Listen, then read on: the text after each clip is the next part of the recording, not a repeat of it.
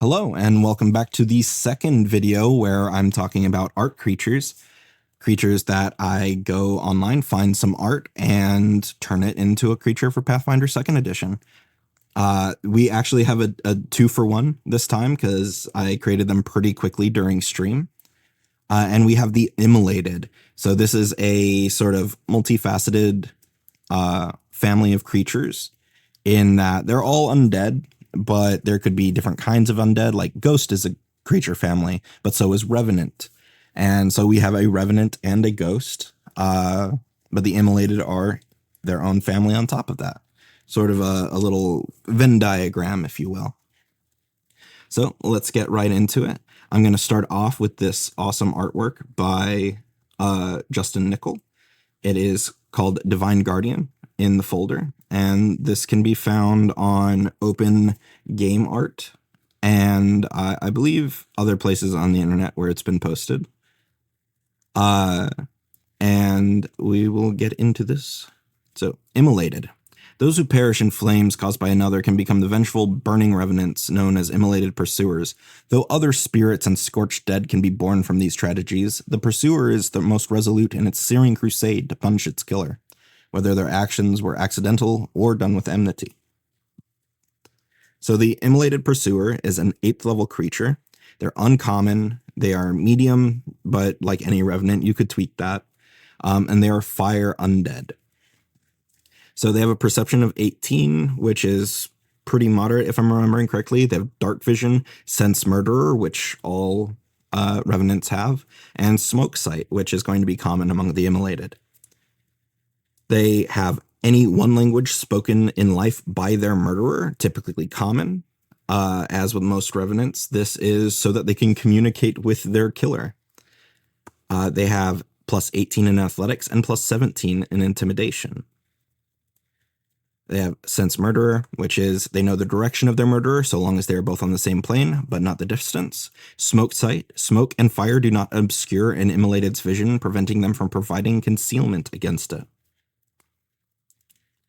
They have a +1 striking spear and full plate. Of course, that's just based off this one. You can alter the items to fit your game or your specific revenant. This is just the default one. They have an AC of 27, Fortitude of 19, Reflex of 15, and Will of 17, and 138 hit points with Void Healing. Of course, like all undead, they go poof at 0. They don't go through dying and all of that. They are immune to death effects, disease, fire, paralyzed, poison, and sleep. Given that they're pretty much swallowed in flames constantly, they're immune to fire, the thing that killed them. They are resistant to physical damage except slashing, to 5 points, but they are weak to cold and water. So if you hit them with hydraulic push, they take extra damage from that. If you hit them with cone of cold, they take extra damage from that. They have the Scorched defensive ability, which is whenever a creature hits the Immolated Pursuer with an unarmed strike or otherwise touches it, they take 1d6 fire damage with a basic reflex DC of 24. They have self-loathing, as with most revenants. If a revenant sees their own reflection or any object that was important to them in life, they must attempt a DC 27 will save. On a critical success, they are unaffected and can no longer be affected by that reflection or object in this way. On a success, they are distracted by self-loathing and become slowed 1 for 1 round. On a failure, they become fascinated by the source of the triggering of their self-loathing and does everything they can to destroy it until the end of their next turn. And on a critical failure, they become immobilized as long as their source of self-loathing is apparent until they're attacked or until they see their murderer. So you can sort of hold them up like any revenant. You can lock them down, make them wallow in it, which is really sad. Revenants are just really sad in general. Undying Vendetta, basically, if the murderer dies, the revenant immediately dies. If the revenant can't sense the murderer, they have to attempt a DC 11 flat check once every 24 hours, or they become immobilized and prone. They immediately rise again once they can sense their murderer again. And a murderer who becomes undead does not trigger the revenant's destruction until the murderer is finally destroyed. The revenant gives a +2 status bonus to checks and DCs against their murderer. So every number here, basically, except for damage, goes up by 2 against their murderer. AC, saves, attacks, everything. Skill checks.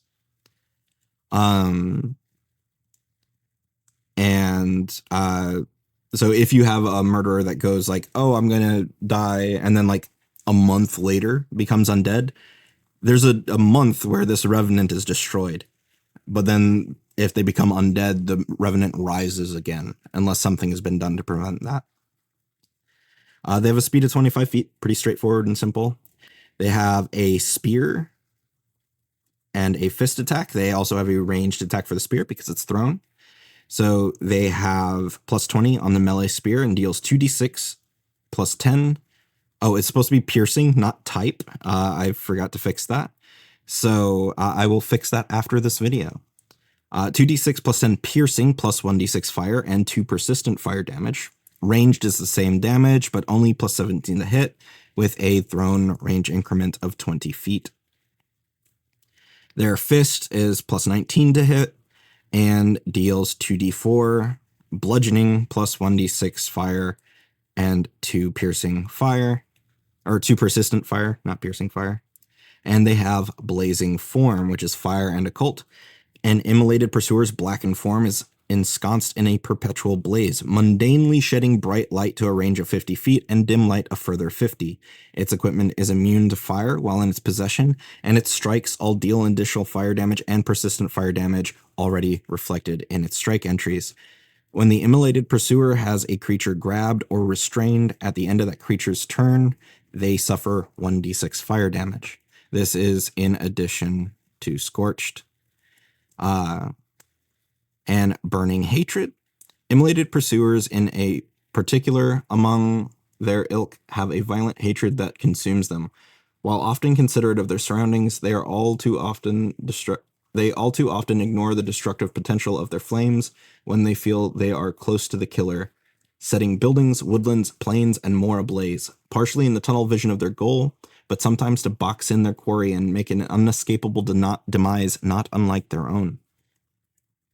So there's a missing word there, and I'll fix that too after the video is done recording. So that is the Immolated Pursuer, and they are the Immolated Revenant.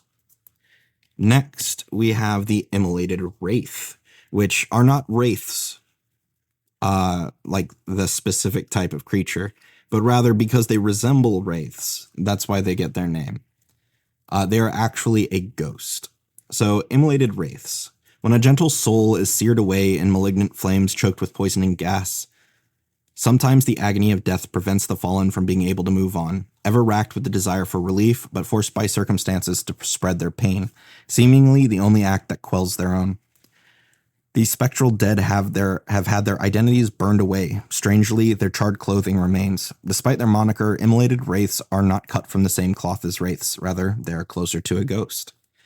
They are level 5, medium fire ghosts, incorporeal spirits, undead, and unholy. So that's a mouthful.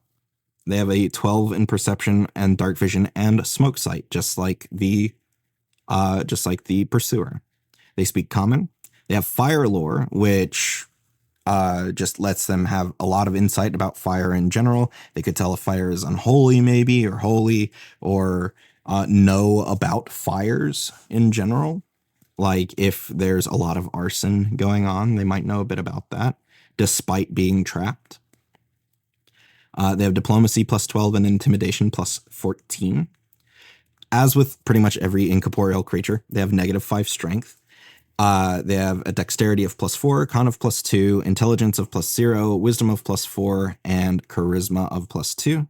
They are sightbound, and slightly different from the normal ghost version of sightbound. An Immolated Wraith can typically stray only a short distance from where the fire that killed it spread to.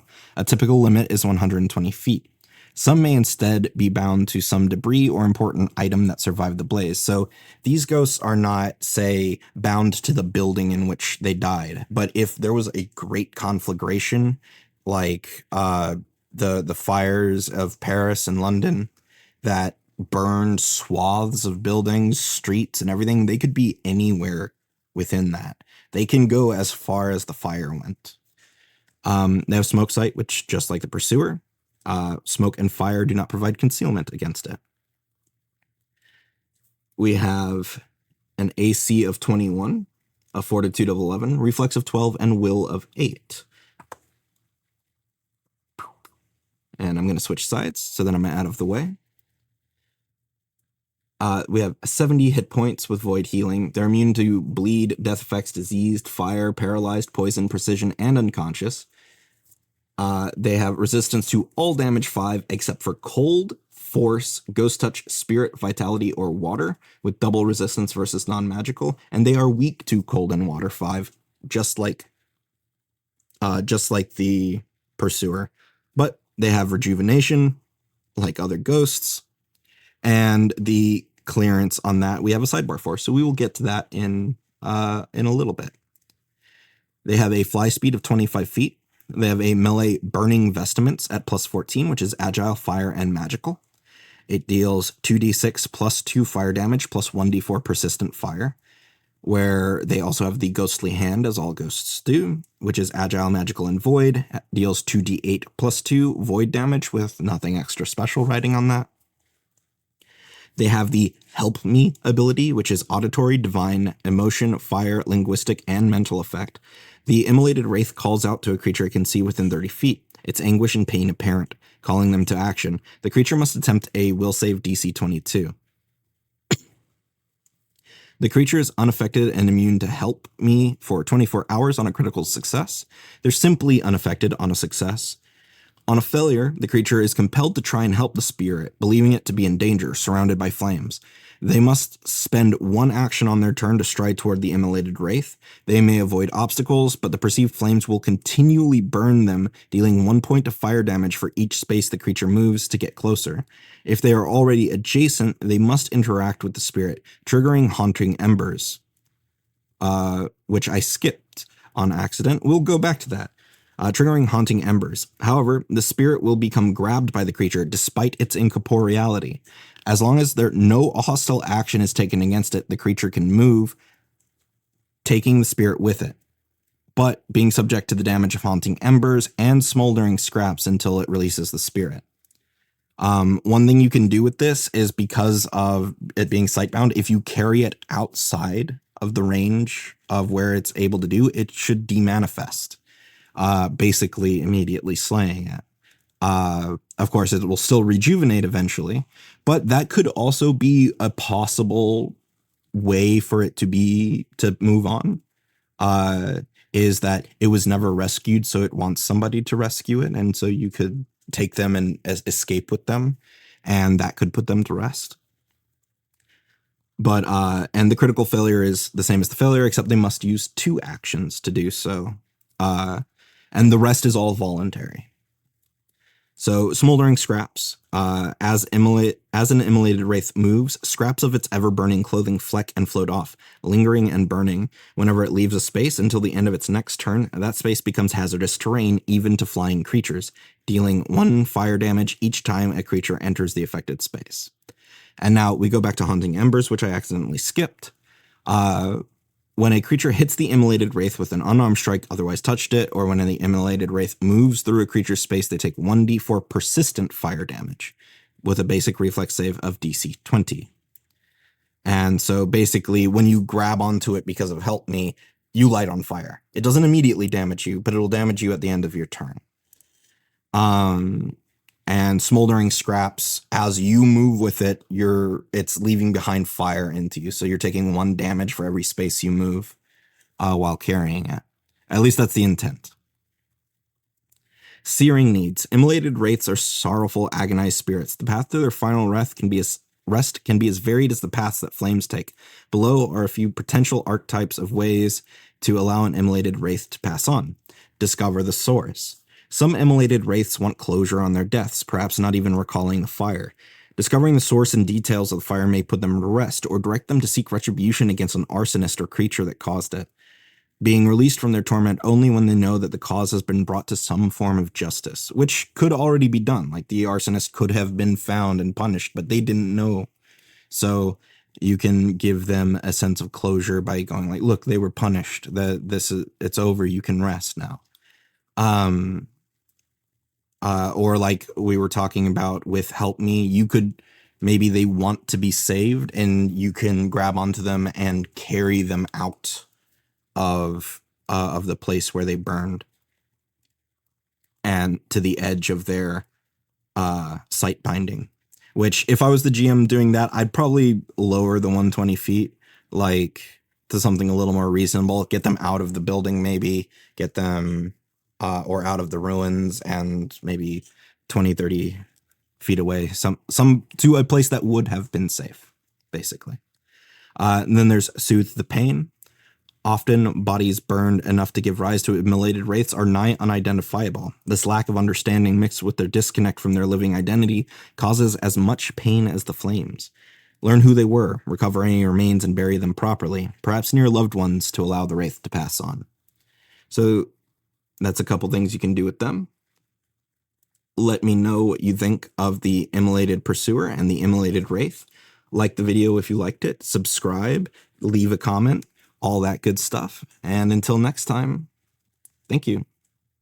Peace.